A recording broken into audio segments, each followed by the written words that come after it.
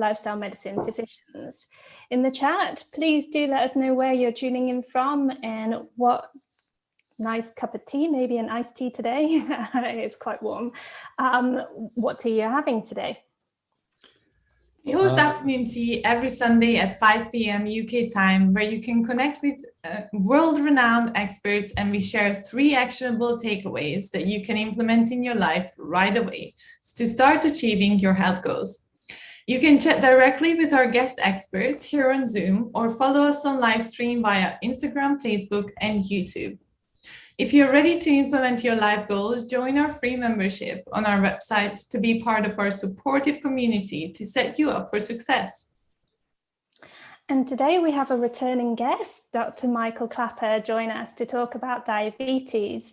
Dr. Klaper is a gifted clinician, internationally recognized teacher, and sought after speaker on diet and health.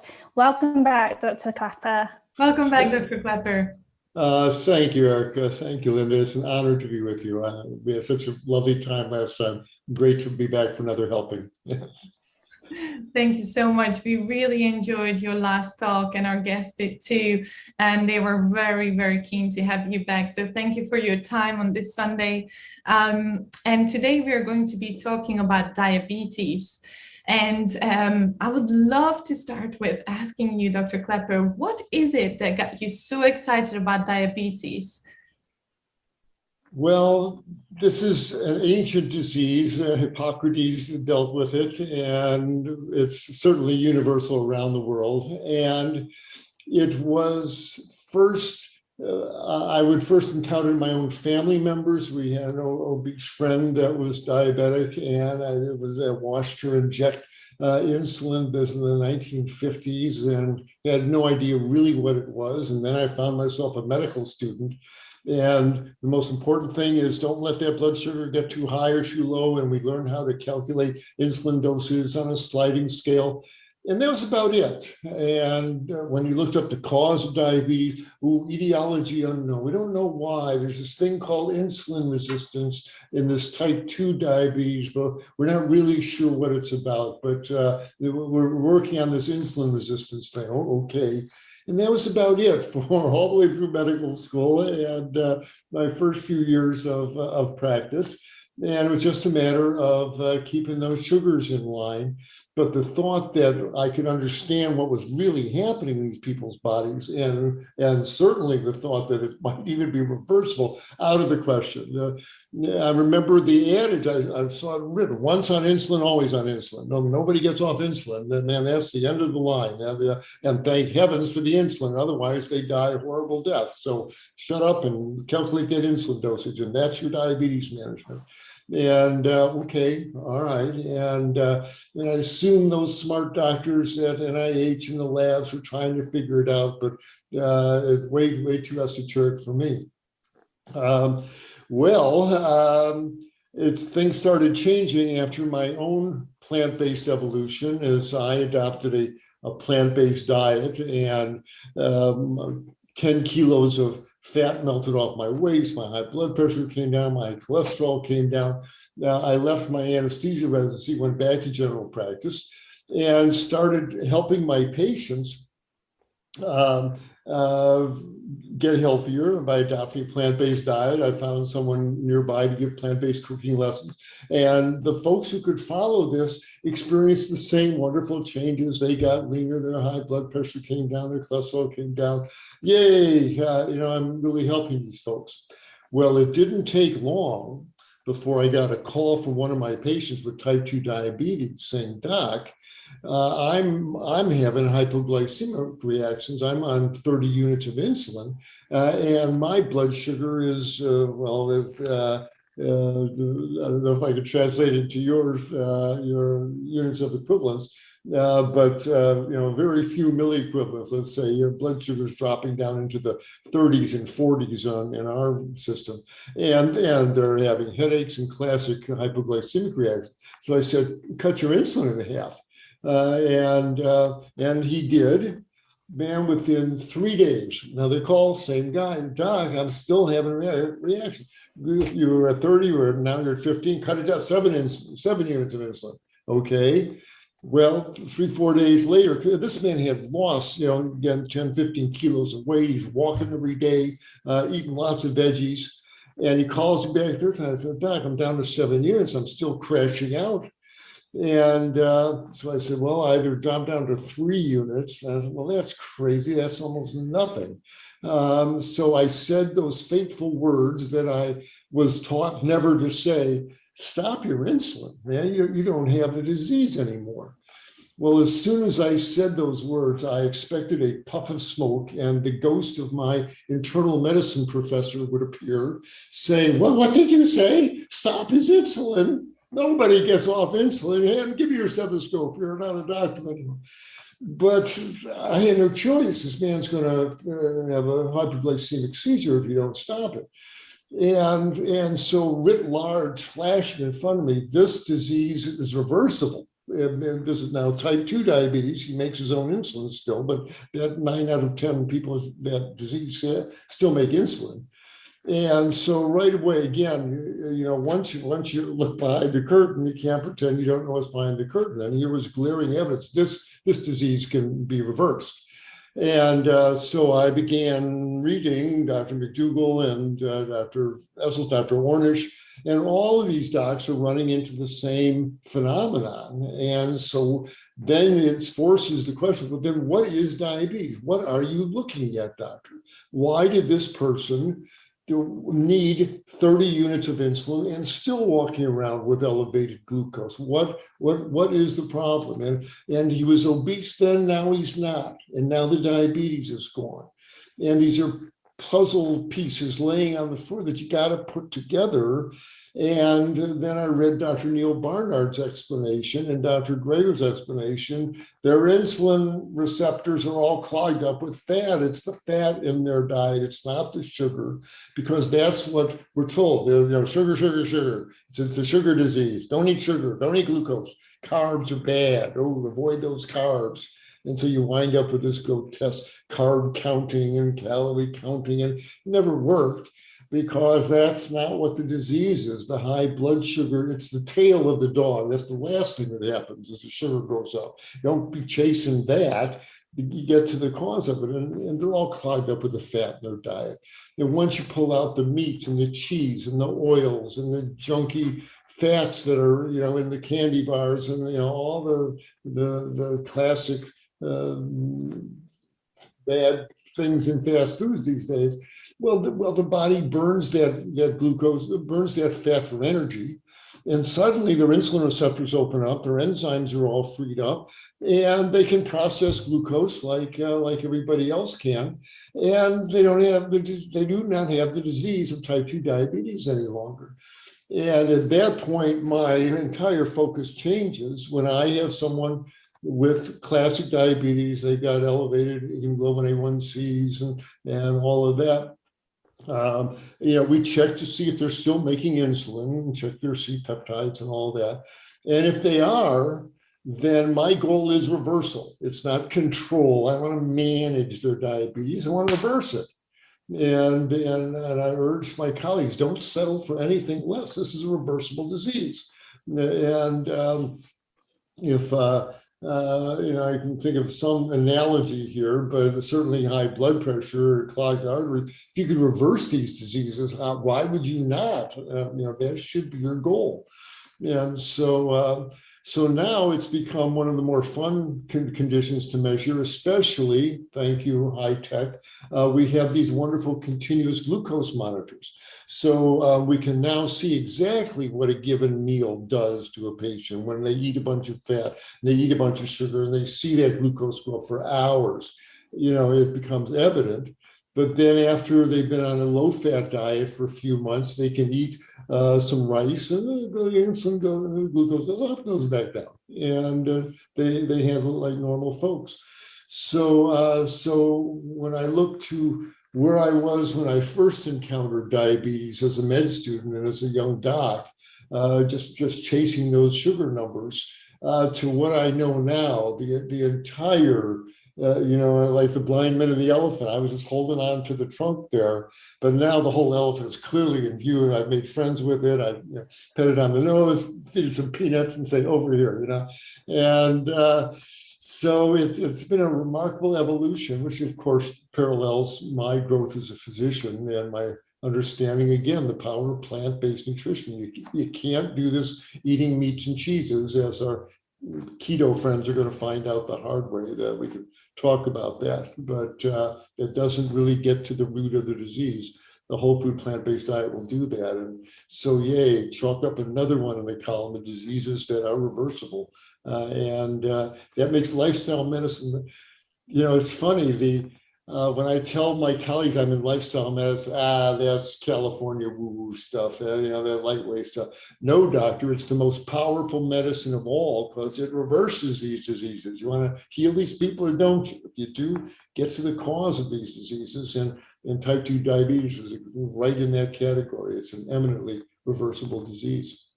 You certainly look really energized by the results that you see in your patients. I mean, that's emanating out of you. So not only is your patient getting better, but also you're getting that positive energy from seeing them getting better, isn't it? Oh, absolutely. I mean, this is not a pleasant disease to have. It's for the patient, it's mysterious and scary. Especially if they're on insulin, nobody likes sticking themselves with needles. It's constantly, I can't eat this, I can't eat that, I can't eat that. It's socially devastating.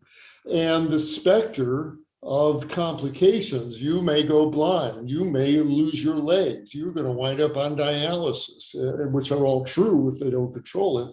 That's hanging over them. It really takes the joy out of life. And they're usually obese, and that itself has its own social stigma. And so to be able to help the patient get out from under this they are so appreciative. And it's my heart flutters a little bit every time I hear a patient say, oh yeah, I used to have type 2 diabetes. I want to savor those words. I never heard those in medical school. I used to have type 2 diabetes. Hallelujah. The heavens open up when you hear those words. And that's now more than a possibility. It really should be the goal. So yes, I get excited as people get out from under that dreadful condition and diagnosis. Absolutely. And that's what we wish for all of our colleagues, to feel that way. And that's why we are so energized as well.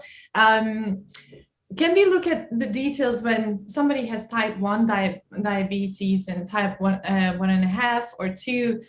Those are plant-based diets and lifestyle principles apply the same way? Oh, important question. Bit of a complex answer, so everybody fasten your seatbelts a little bit here, because these are really different diseases. And the more I understand about them, the more I get what my professors were trying to tell me way back then. These are really two different diseases, and they're right there. In the classic type 2 that we were talking about, the classic person whose insulin receptors are all clogged up with fat, etc., they still have a healthy pancreas that makes insulin.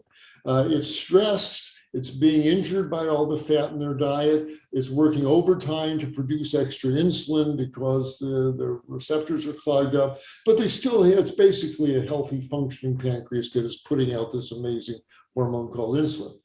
Type 1 diabetes, they're a different breed of cat. There's been an autoimmune fire burning in their pancreas. Their pancreas has been under attack by antibodies that have been formed in response to a lot of things. We're not sure what exactly, viruses or cross-reactivity to gluten protein or milk protein. Something sets off anti-insulin antibodies, anti-beta cell antibodies that actually make the insulin. And especially if it happens in childhood, and it often does, and these 6, 7, 8-year-old kids, their pancreas gets badly injured, and their ability to make insulin essentially dwindles way below what their body needs, and sometimes to complete zero. And so in a type 2 person with diabetes, a person with type 2 diabetes, when you measure their insulin levels, it's high. But a person with type 1 diabetes, it's almost undetectable. They're just not making it. And this person deserves the moniker at this point, insulin-dependent diabetes mellitus, IDDM. And they are dependent upon insulin, and they're the classic person who gets those injections. Now insulin therapy has evolved. There's long-acting insulins, intermediate-acting insulins, et cetera. Now there's insulin pumps that measure the blood sugar and put insulin into blood as needed. They're all crude approximations of how exquisite and magical a healthy functioning pancreas is. We should never take it for granted, that organ. It's constantly sensing what's happening in your bloodstream and putting out this very powerful hormone in response to what your last meal ate. It's an exquisite mechanism and a delicate feedback mechanism. And in the type 1 diabetic, that's just gone. We just have to approximate the insulin dosage based on our sugar readings. And these folks pay the price for that, because even though you're trying to really monitor those sugars to keep them from getting way high or too low, there's inevitably swings, and inevitably, often while they're sleeping, the blood sugar goes too high or too low. And as the years go by, they still have a higher incidence of damage to their eyes and damage to their kidneys, and they get complications. And the holy grail for these folks is to give them back their pancreas function by getting, the pancreas still has stem cells that can make new insulin secreting cells, and the smart scientists in the labs, God bless them, are working to see if they can take stem cells out of a person, talk to them chemically and inject them back in and have them become new pancreas cells and give the person back their pancreas function. Maybe that's 5 years, 10 years down the road. Till then, we're still in the world of insulin pumps and et cetera. But even here, a whole food plant-based diet has a major, major role to play. Because once that insulin is in the bloodstream, whether it came from the person's pancreas or from an injection, it still has to get into the muscles and into the liver and do what insulin does. But if that person's been eating their burgers and cheese sandwiches and oils and all of that, if their insulin receptors are still clogged up from the fat in their diet, then that precious insulin that got injected, it bounces off. It knocks on the door, but nobody answers on a cellular level there. And so the message to the type 1 person with type 1 diabetes is that you may not be making much insulin, but please keep the rest of your body healthy. Keep those insulin receptors wide open from a low-fat plant-based diet. So when the little insulin you did inject gets to your tissues, it works. And you need as little insulin as possible. You shouldn't. I remember back in Chicago where people were taking 90 units, 120 units of insulin. Yeah, these obese people with massive insulin resistance. No one should need that much insulin. It should be a very modest amount that works well, because those insulin receptors are clear and functioning. And the low-fat, whole food, plant-based diet is the key to that state, to optimize the insulin function that you do inject. So for those who are just anyone really who are type 1, type 2 diabetic, or anyone with any chronic diseases and they're new to a plant-based diet, what would your advice be? If I was your patient and I walked in, what would be the first step that you would advise them to start with if they're open to the idea? All right. Now, first is read and understand this. And there are some wonderful books available. There's some wonderful websites. I recommend a wonderful website service called Mastering Diabetes, and run by 2 young men who have type 1 diabetes. And they will analyze your diet and give you very sound guidelines to get that whole food plant-based diet in. Dr. Neil Barnard has a wonderful program on reversing diabetes. Dr. Joel Furman does. So if you've got this disease, then you owe it to yourself to at least educate yourself. What are you dealing with? So that's kind of square one. And then have an honest look at what you're really eating and see where the junky fats are. We all need a little bit of fat and some walnuts or a little piece of avocado there, but you don't want to be pouring oils out of bottles all over your food there, and you sure don't want to be eating the meats and the cheeses and the junk food. So clear that out of there. And then work with someone who can help you because your needs for insulin are going to go down. And you don't want to wind up with too low blood sugar. That's that 20 units you were on suddenly becomes too much for you. And as all three of us practicing physicians know, the old saying is, when you're managing people with diabetes, better too sweet than sour. I'd rather have their blood sugar too high than too low. And so it's always safe. Whatever your insulin dosage is, cut it in half. It's the worst that'll happen, you wind up with high sugar for a few hours. But man, you don't want that sugar going too low. It can really injure your brain cells, etc.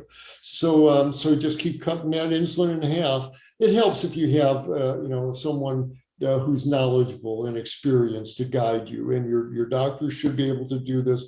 There are lifestyle medicine physicians that people can contact. Our service, plantbasedtelehealth.com, will help you reduce your insulin supplies. You may want to get one of those continuous glucose monitors that helps knowing when it's safe to reduce the dosage.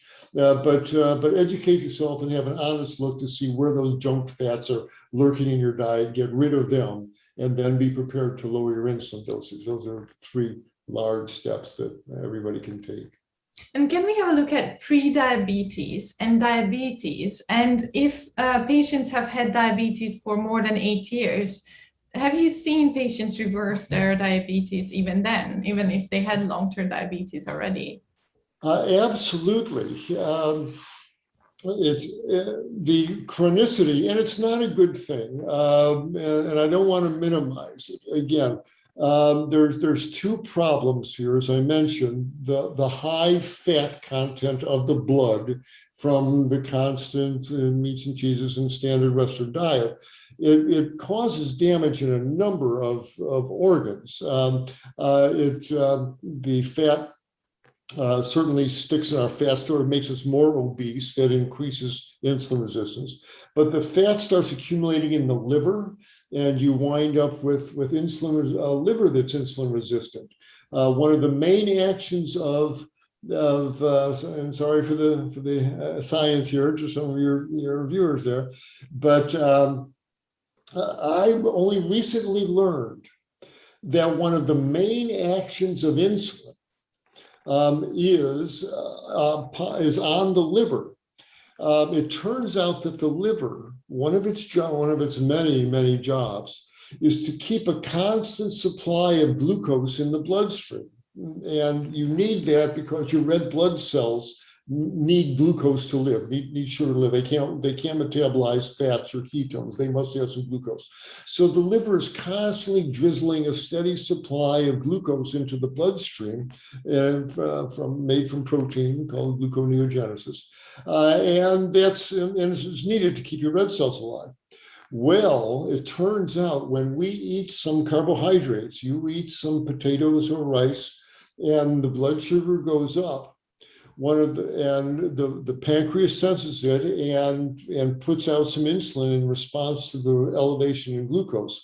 We think the main action of insulin that lowers blood sugar is that it moves sugar from the bloodstream into the muscles where it gets burned, and that's how insulin lowers blood sugar.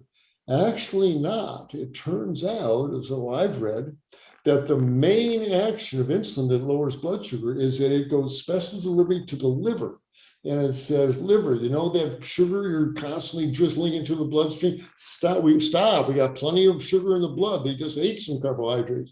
And the main action of insulin is to turn down the gluconeogenesis in the liver. And it's an exquisite mechanism, and it's beautiful the way it works normally. But if you've been eating a high-fat diet, as the keto folks are going to learn the hard way, the liver cells, as the months and years go by, get loaded up with fat, and you wind up with a fatty liver. And the liver is insulin resistant. The liver becomes, just like the muscles, becomes insulin resistant.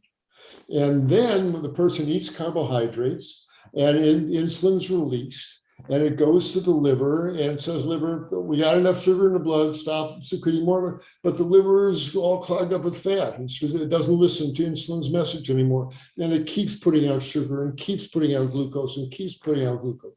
And the blood sugar goes way up. And people say, gee, what's going on here?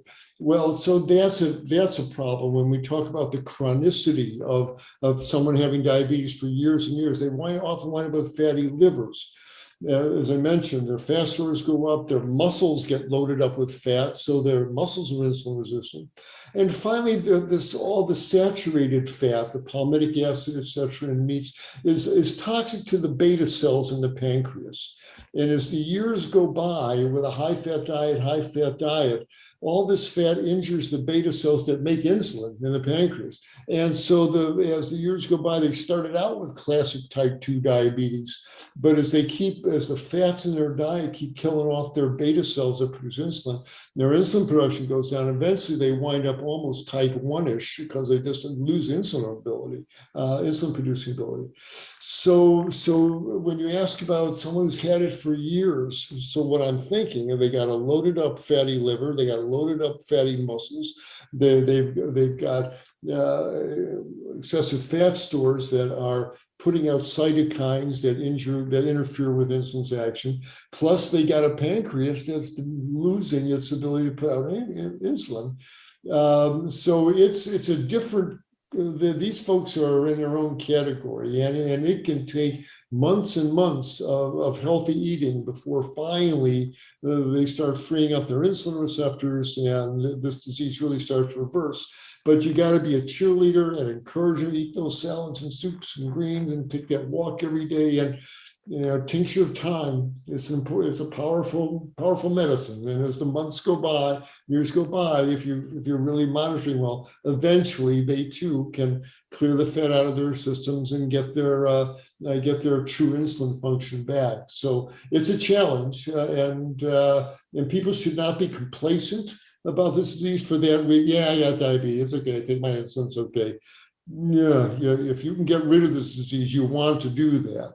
But not to be complacent, but don't be hopeless. Even long-standing diabetes, if you've got any insulin function at all from your pancreas, it is a reversible disease, but worthwhile working for.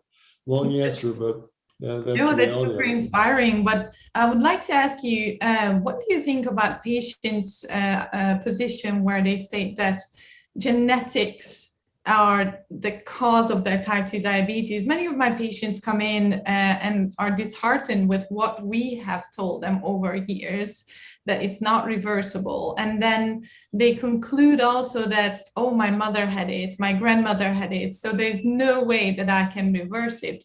What do you have to say to these patients?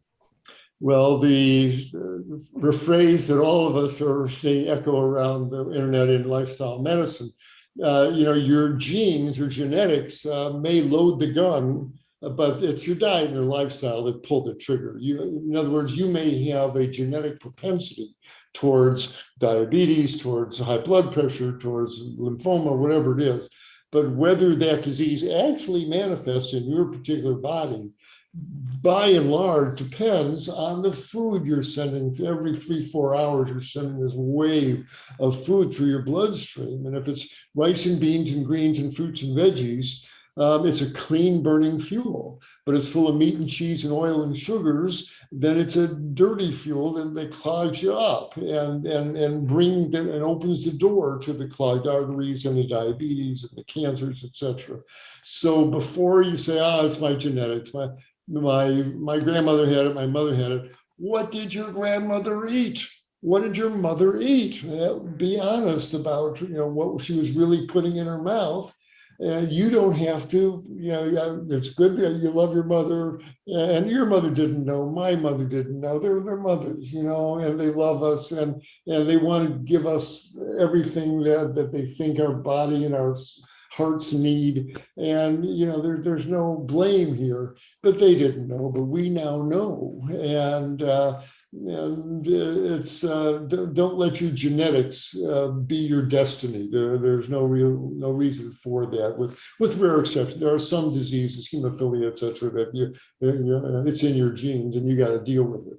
But these lifestyle related diseases of the obesity and high blood pressure and diabetes, this is largely brought on by how we live our lives, and largely what we're eating. So again, not to be cowed by that's your genetics. It plays a role, but just a role. We often say, besides genetics, what's common in families is kitchens and how we eat. And more we are learning that the key is in epigenetics and our microbiome, which we can change on a daily basis with what we eat and what we do. And we can actually change the translation of our genes through these incredible biological methods that we have in us. So certainly we are empowered with this new science, and there's just so much to talk about it, but it's super empowering to say genetics are not our destiny. And we absolutely. I have a slide in my presentation of your DNA molecule unfolded.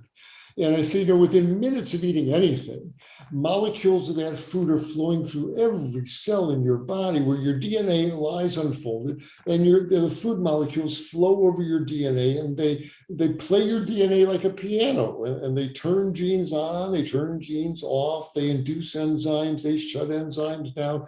Every meal changes us on a genetic molecular level. It's epigenetics. It's that phenomenon that you mentioned. Food brings in not only nutrients, it brings in information in this information age. And depending on what information you're going to tell your cells, if you put in a bunch of carcinogens and cooked animal proteins and vegetable oils and sugars, you're going to turn on those genes that promote cancer growth. If you eat a bunch of protein and lots of meat, your liver responds by putting out a gush of insulin-like growth factor 1, IGF-1, one of the most powerful growth-promoting hormones in the body. And if you've got a little cancer there, it's like throwing gasoline on a fire. And so food is so powerful. We can't pretend that, it was a good meal at the restaurant and nothing else bad is happening. Every meal makes a difference. I have a t-shirt that says your body is never not looking. There's no fooling it. You can't tell your body, look over here, I have a cheeseburger there. What was that? Well, I didn't do anything. Who are you kidding? Your arteries know, your liver knows, your body knows, all your genes know. So Shakespeare said, to thine own self be true. Dr. Klaper says, thy own health be true, thy own genetics be true, thy own arteries be true. And more and more people are hearing that. It's a good thing. Absolutely.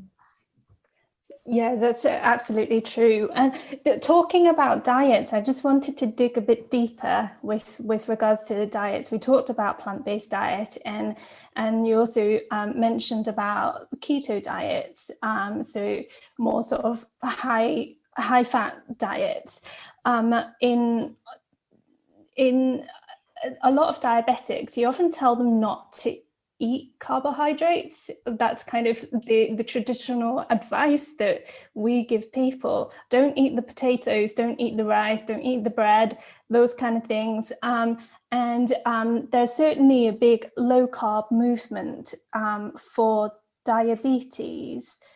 Could you maybe tell us a little bit about that? Right. Because in whole food plant-based diet, there's actually you do eat a lot of carbohydrates in a plant-based diet, and that is okay. Absolutely. And such an important distinction to make.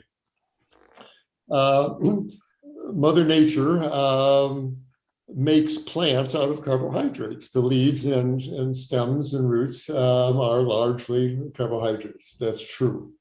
But first of all, let's go way back here with our anatomy. We are square one is to recognizing that we are essentially plant-eating hominids. We have the same digestive system basically as our gorilla and bonobo cousins have, and they're up in the trees eating leaves and fruits right now.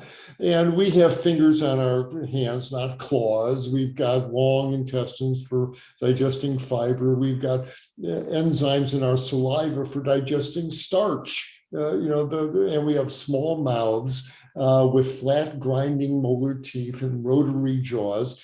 Clearly, we don't have the flesh-eating fangs of a lion.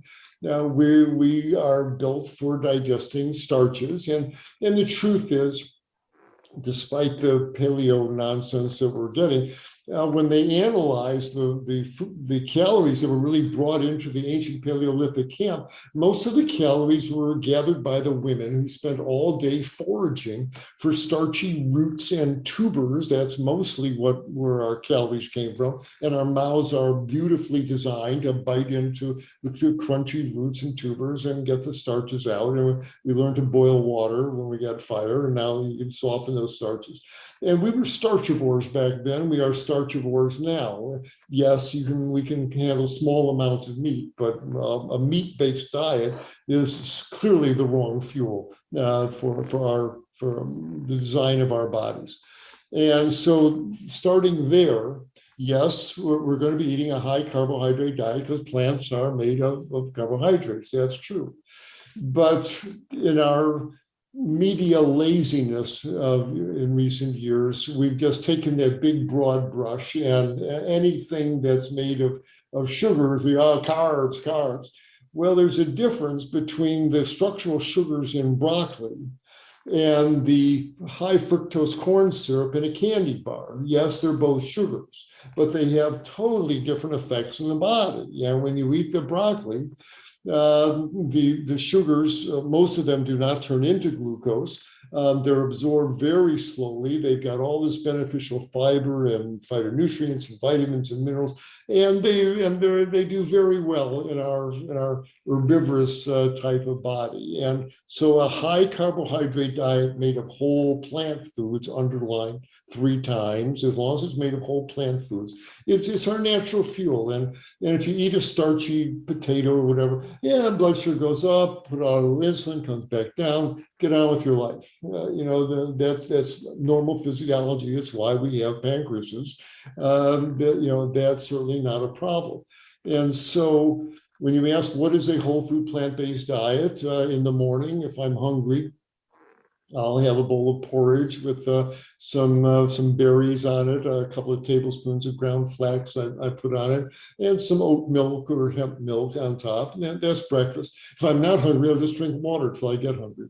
Lunches and dinners, there's always a big salad. You need that fresh, raw, live herbage every day. And there's always a healthy starch, potatoes, quinoa, millets, some grain or sweet potato or white potato. We're a big legume fan, so there's always something made of lentils or beans or chickpeas. So there's hummus sandwiches and lentil stews and lettuce wraps with round bean burrito fixings, etc. And plenty of steamed green and yellow veggies and in the form of soups or just side dishes. And we have fruits for dessert. We have berries with oat milk on it for dessert last night. And so it's a whole food plant-based diet. And I've worn a continuous glucose monitor, and it goes up at very modest levels and comes back down. My body has no problem handling. My dad developed diabetes when he was my age. I'm turning 74 this year. And my dad, he developed rip-roaring diabetes. I've got this low, steady blood sugar. I have great pancreas function. I don't think I'm going to develop that disease. So as long as you're eating whole plant foods and you're a normal body weight, you will never develop type 2 diabetes. There is no reason for you to become insulin resistant. End of case. Now, that said, what's with the keto folks? Because I've had folks, I put my patients on keto diets, and they got these rock solid low blood sugar levels. Yay, keto is the way you want to treat type 2 diabetes. Oh boy. It's true, if we back engineer this, yes, they have low blood sugars. But given what we just mentioned about the effects of fats clogging up insulin receptors, these folks who are just eating all sorts of meat and cheese and oils are clogging up their insulin receptors. They are all insulin resistant. Now, because they will avoid those carbs, because they don't eat any carbohydrates, they won't eat the grain, etc., their blood sugars stay low, and they think they've conquered this disease. But the opposite is true. They've made themselves uber insulin resistant. And when they eat a potato or they eat some grains or some fruit and their insulin receptors all clogged up, their blood sugar goes way up and they say, see, those carbs are so bad. Look at what it did to my blood sugar. But they've created, that's an artifact of this unnatural diet. Fats, when you look at the Paleolithic ancestors we had foraging around the African savanna, they were digging up roots and tubers and eating wild grasses and berries. Fats were very rare. You rarely, unless you found a carcass laying in the sun, or you came across some coconuts, I guess. Fats are rare. For these folks to think that, we were eating fats all the time. No, we were not. Just the opposite. We were eating carbohydrates all the time. We are carbohydrate burning creatures. The mitochondrial enzymes in our cells burn glucose as their preferential food, fuel. So the folks on the keto diet, as I said, they're going to find out the hard way, because it's not good to keep your insulin receptors all clogged up with fat. What else are you doing to those cell membranes? Well, are you making them more prone to divide in a malignant form? Are these folks going to wind up with more colon cancers and lymphomas? Or what are they doing to their artery walls? What in their brain? Are they going to get more dementia? Are they going to get more strokes? They're playing this numbers game, but it's a physiologic parlor trick. So, see, I went on keto and I got low blood sugar. See, I cured my diabetes. No, you didn't. You're just not eating any sugars. But you are insulin resistant. And this is not a healthy state to be in, because what else are you clogging up? What other enzymes systems are you inhibiting? So this is one of those fads that people love to eat, that they like to taste the steak in their mouth, and I can eat all the burgers I want. Like Dr. McDougall says, people love to hear good news about bad habits, and so that's the appeal of this. But from the physician's point of view, this is not a healthy diet, and these folks may well be opening the door to some bad diseases that we're going to see a tsunami of those in the near future, I fear. That is fascinating, and is exactly what we talk about in lifestyle medicine, that we treat the root cause. So if you're just controlling your symptoms of your sugar levels, you're still not dealing with your underlying insulin resistance. And as you said, we saw that picture last time you spoke to us of the lipemia. What happens to our blood when we eat those fatty foods? And then think about that cloudy, sticky blood, what that's going to do to our arteries. Because unfortunately, diabetics are already at higher risk of developing heart disease, stroke, and all those things.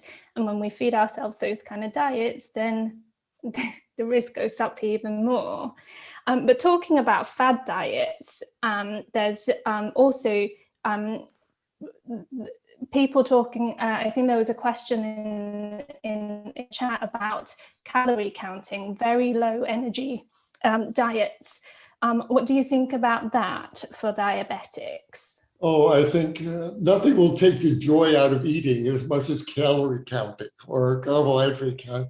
I never think twice about how many carbohydrates are on my plate. It's all carbohydrate, basically. And I've got a healthy body that will deal with it. Most of it's going to pass out in my stool 18 hours later. It's not what you eat, it's what you absorb. And we eat a high fiber diet. And all of us on this diet, we pass these large, soft, bulky stools. Well, it was most of what we just ate. The truth of it is the amount of glucose that gets in the bloodstream is relatively small compared to the total amount of carbohydrates that get consumed. And so the idea of counting the calories, or counting the carbohydrates, knowing that the majority of them aren't even in the metabolic mill at all anyway, it's a silly, joy-killing activity.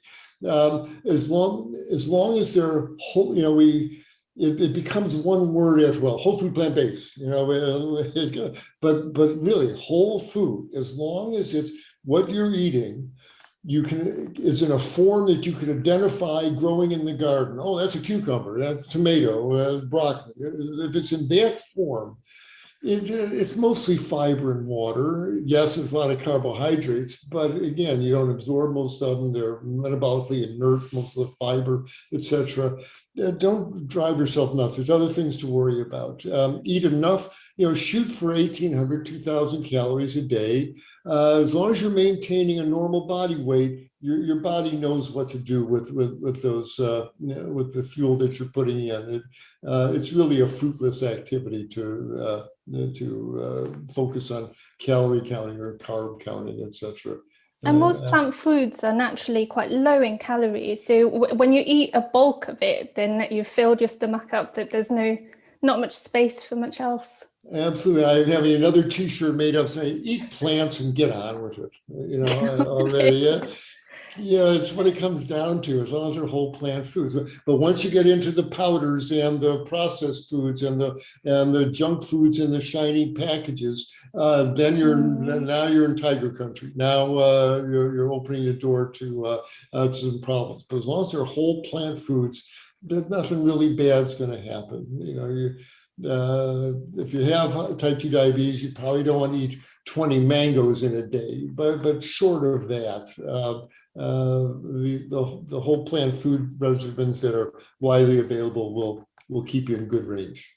Talking about mangoes then, so fruits are okay for diabetics to eat, because sometimes diabetics hear, oh, I shouldn't eat bananas or apples because they're full of sugars.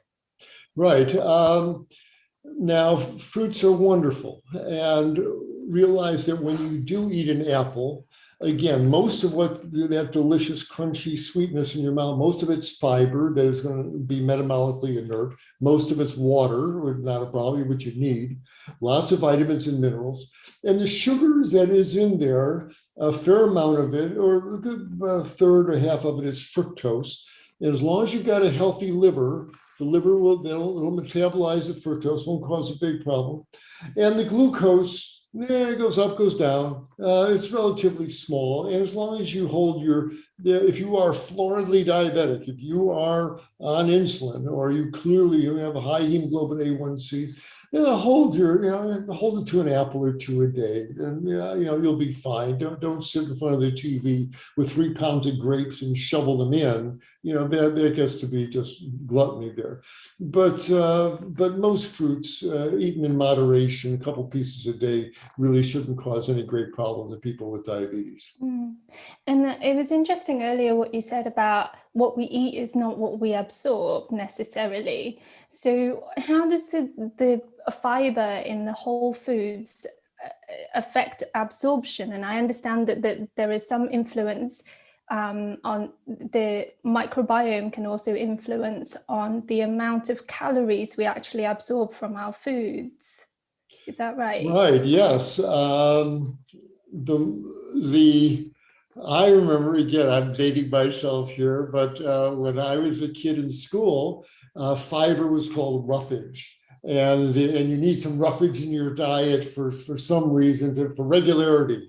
Oh, okay. And that was the only attention that was paid to this amazing substance called fiber that the animals have known about all along. The horses and the elephants, they know a high fiber diet is essential. They pass these large soft stools several times a day.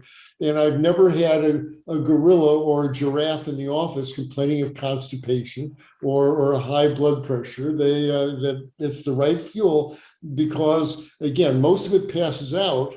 But along the way, we're seeing the more we look, the more we understand what fiber does as far as gives rise to butyrates and molecules that actually nourish the walls of the colon. The colon wall needs the metabolic products of fiber.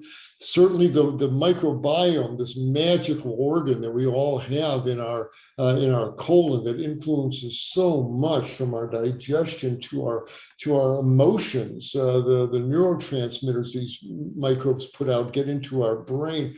Well, they depend on a healthy assortment, a healthy amount and a healthy variety of fiber coming down. Meat and dairy have no fiber. In fact, they give rise to pathogenic bacteria.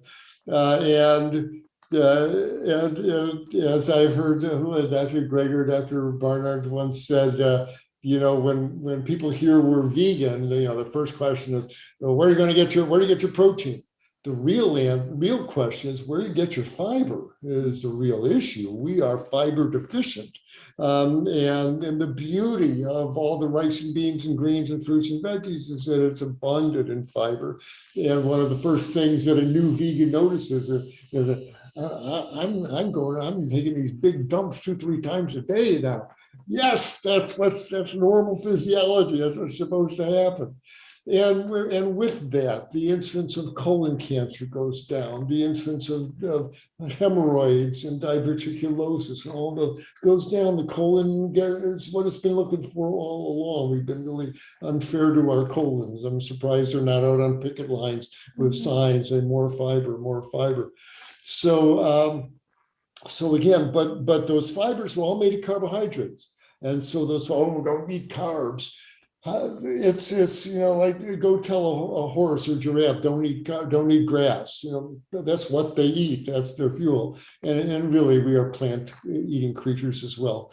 So let's hear it for fiber, and but out of whole plant foods again, not out of a box of Metamucil or you know, it's not a matter of I don't know what the brand name you have over there, but you know, the psyllium powder and things that people add to, you know, to increase your fiber content. Eat some broccoli, eat some rice, eat some green. That's where to get your fibers. So it's one of the unsung heroes of our diet, but finally it's getting the recognition it needs. So I'm a fiberophile. Yeah, absolutely. We actually I think we renamed February to February Fiberary to encourage people to eat more fiber. Lovely, elegant. And how much fiber would you recommend people eat? Because I think on average in the UK, US, we eat about 15 grams of fiber. At a minimum, but really we ought to be clipping on from what I've been reading. And if you're eating whole plant foods most of the day, like our simian relatives do, they're clipping along at 40-50 grams of fiber a day. And so if you can get your fiber intake up in the 30 to 40 gram range, wonderful things are going to happen in your intestinal tract there, as well as your blood pressure and your blood sugar and all of that. So yes, 15 grams of fiber is a minimum. So you want to shoot for 30 or better if you can. But I never count how many grams of fiber is on my plate. I got a helping of kale here, and there's a helping of quinoa. And there's some beans over there, and I'm going to have some berries for dessert. I don't know, fiber in 3 meals of that a day. I'm sure I'm getting in the 30 gram range. Never think twice. It's guilt-free eating. It's worry-free eating. It is, isn't it? Plant foods, and your body will know what to do with it. It's wonderful. And is too much fiber ever a bad thing? Could you eat too much fiber? Can you eat too much fiber? Again, as long as it's from whole plant living food. I mean, how much broccoli can you eat? How many apples can you eat? 10. I mean, and again, that's mostly water in there. So if it's in whole plant foods, just the fact that our stomach only holds a liter or so is going to protect you from eating too much. If you get into the powders and the brand cereals and you eat pounds of it every day, yes, I guess. But again, now you're getting into processed foods. Also, whole plant foods. Your anatomy will protect you. I mean, how much broccoli can you eat? Yeah, it's that whole food, isn't it? There's only so much space in our stomach to hold what we eat. And I do want to go back to one of the questions in the chat earlier about reversing diabetes, and are there in your experience and your clinical practice, have you noticed any particular ethnicity who might have to work harder to reverse their diabetes? And whether some ethnic groups respond better than others? Wow, fascinating question. So there's a couple of facets to that question and the answer. One, is there an actual physiologic difference between someone of African descent versus someone of Asian descent versus someone Caucasian descent? The more we're understanding about our entire DNA genome, the more similar we are. This whole race thing is an illusion. It's just a matter of a little difference of pigment in our cells or the shape of our eyes, but basically we're genetically alike, including, I think, our pancreas function. Now, that said, might there be some slight variation? Yes, there might be. But I think really what's at play is the cultural differences associated with the various ethnicities. And I've got African American patients in my country here that come in, Doc, I'm not going to stop eating my bacon and eggs and my spare ribs and chitlins. That's my culture. That's what I eat. And now you got to deal with that. And everybody at home is obese and diabetic and eating their ribs and chitlins, and so you've got this behemoth this complex of factors keeping things going. And the Mexican American folks I have, and they want their meat and cheese on their tortillas, and that's my culture, and that gets to be the bigger problem than the actual biology of their DNA. And so, yes, but when I look back at all the people with diabetes over the years, I've had white folks, black folks, Asian folks, all of them can be problematic. And yet all of them, I have black folks who used to be diabetic and Asian folks used to be diabetic. And the East Indian folks, boy, they develop a very aggressive form of diabetes, but they trim down and it goes away in them as well. And so the ethnicity should not be an excuse or a barrier. But some folks, again, may have to work hard to get through the cultural sclerosis that's around them. That's more of a problem. And it's that community thing, isn't it? Whenever we want to make any changes to our lifestyle, to our diet, it is really important to have that community support, especially from your immediate family. Absolutely. Oh, it makes all the difference in the world. If you've got family members supporting, especially if they're willing to change, it works much better than the resistance to. If your one patient is the voice in the wilderness at home, that's a tough row to hoe. I agree. So, and so much of our work comes down to coaching and encouraging. And you need to get the whole family in the office, or you need to pay a house call visit and look in their fridge and watch them eat a meal and have a talk with them, or send the health coach or the visiting nurse out to their house, or the diabetes educator, and have him or her do the counseling. But there's no substitute for that one-on-one communication and motivation, and knowing that the doctor's going to be calling in a week. How's it going? What's your blood sugar? What do you weigh? What did you eat yesterday? If the patient knows that call is coming, that's a huge motivator, but that requires interest on the part of the practitioner. And that's where our health systems, certainly on this side of the pond, falls down. We don't support that. I don't know. You guys probably do it better, but so much of true life success in lifestyle medicine has to do with that communication, that education, that motivation, and that connection, that follow-up. That's really what makes the magic happen.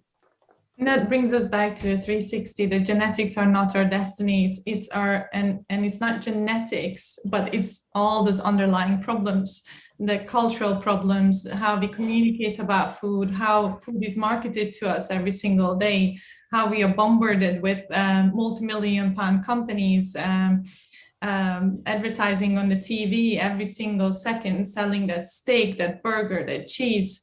All of that, which is such a big burden on our society, and we couldn't say it more enough that genetics are not our destiny. Take control of your health. You can do it. There is hope, and it's positive, and it's tasty, and it's sustainable, and it just, overall, you're gonna feel better, and you can make a new culture for your whole family. It actually tastes good and helps your family live a long and fulfilling life rather than die 20 years younger or just be sick for the last 20, 30 years of your life. And I would love to ask you about one or two patient stories that you could share with us to inspire us and our patients in your career. What was that one or two story that stood out? Well, I have a patient, Jim. In fact, I show him in my slide presentation. He came in. Not only was he, the classic standard American diet guy, he had a big pot belly on him and overworked businessman. And I got no time to eat right, doc. And I just live on pizzas in the office here. And we sat down and had a long talk about what he needed to do. And when they leave the office, as practicing clinicians, when the door closes, you get a feeling that either this guy is going to do good or this guy is not. Nope, I want to set my watch back. It was not time well invested. But it's one of those lessons in life you never know. You can't count anybody out. You never know. Son of a gun. I gave him the book and the handout and linked him up with a health coach, and didn't hear from him for 3 months. The door, I see that he's on my patient docket, and he opens the door. I did not recognize the man. He had dropped, darn near 15 kilos in weight. His endocrinologist, he was working with endocrinologists who had lowered his insulin doses. He was down to like 5 or 8 units, and came in and says, "Doc, and he was in his running clothes. I'm training for the marathon, Doc." And when the last time I saw him, he had this big pot belly that it was painful for him to get out of a chair. And now he's this trim guy going for a marathon, and who essentially does no longer have diabetes. And it was a big lesson to me. Don't count anybody out. Your doctor, your job is to dispense this information with sincerity and accuracy and enthusiasm, and show the patient you care. And again, we need to provide follow-up and motivation, but it's up to the patient to do it. And Jim did it, and I've got a before and after picture, and as he's coming up to the finish line in the marathon there, and he left his diabetes back on mile 10 there. He no longer has that. So he was one of my more inspiring ones. And I guess I had a very obese woman who again was 90 units of insulin, and boy, but she was just determined. She goes, "Doc, tell me what I need to do. I will do this. Whatever, I will eat nails. Just tell me what to do." And so we gave her a couple of books, shorts, and videos. And Karen, I would check in by phone with her about every 10 days, 2 weeks. I had her on my calendar, call Karen. And boy, it took her darn near a year, 18 months, but every month she'd be 2-3 pounds lighter. It took about a year and a half, finally, as that insulin cut back ever so slowly. But she eventually got down to a healthy body weight and got all her insulin function back. And the day that I said those blessed words, Karen, stop your insulin. You just don't have the disease anymore.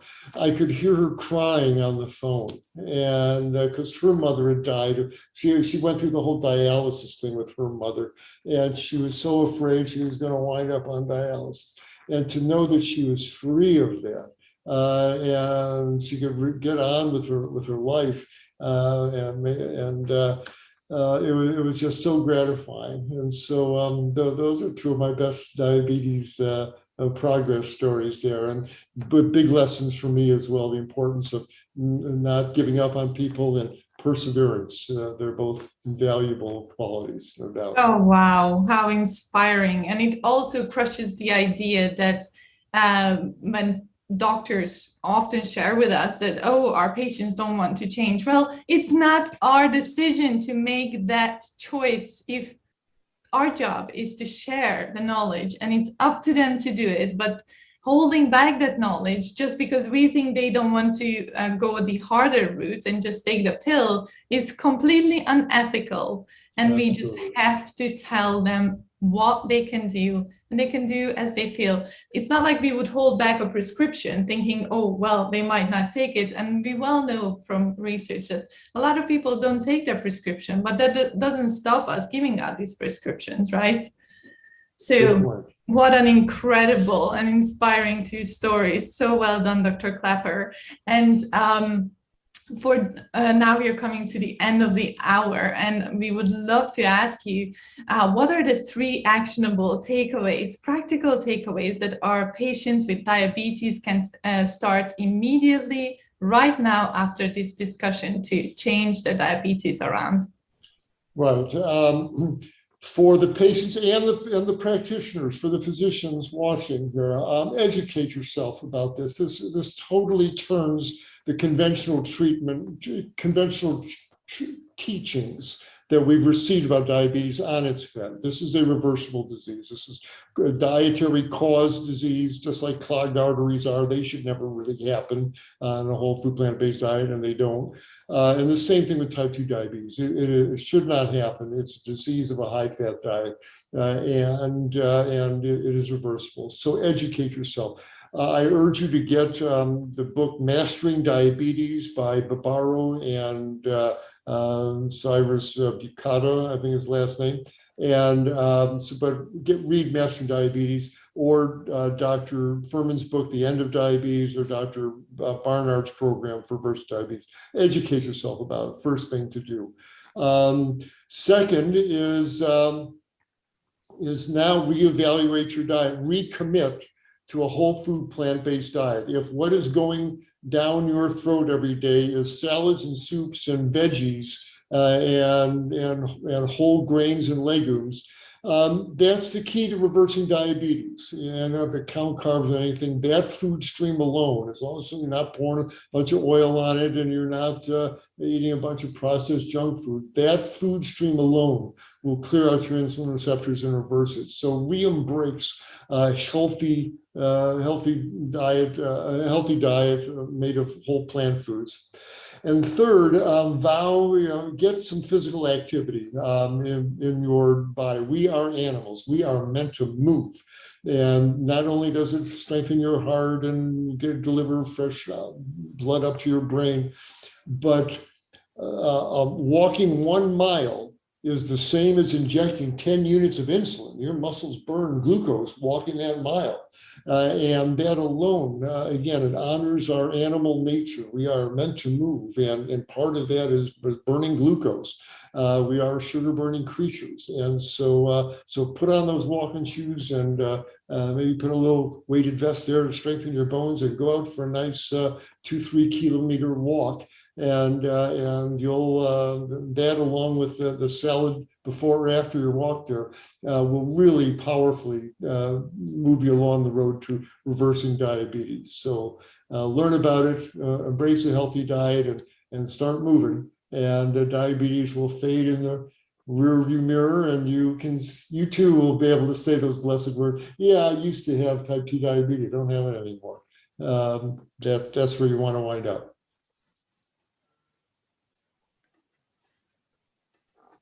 Did I lose your sound there? It did.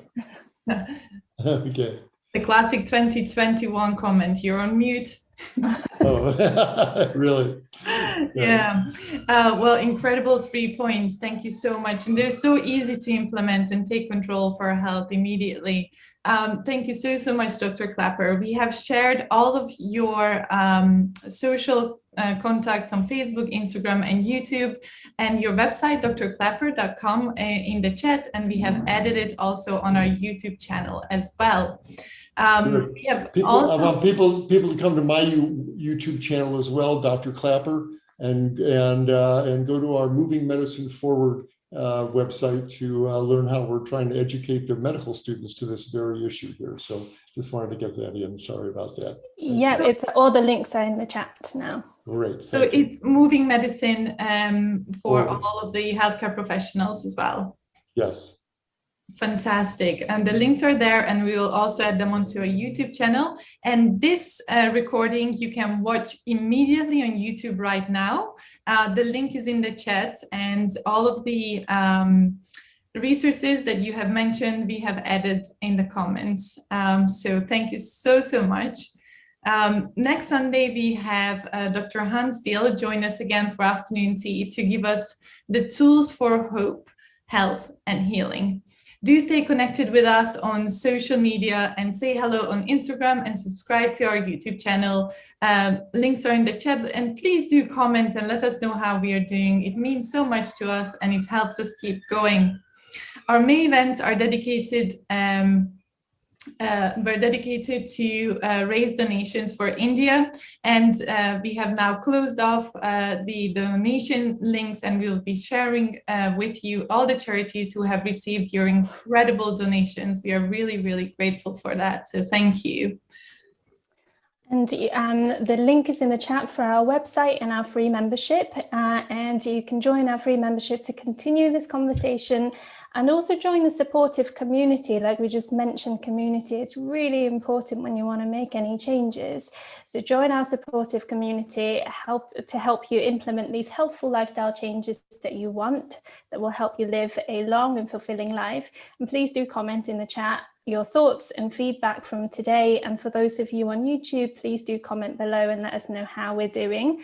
Thank you very much for listening, and have a lovely evening. And now we'll stop the recording. Thank you so much. Thank you so much. So now we are going to our non-recorded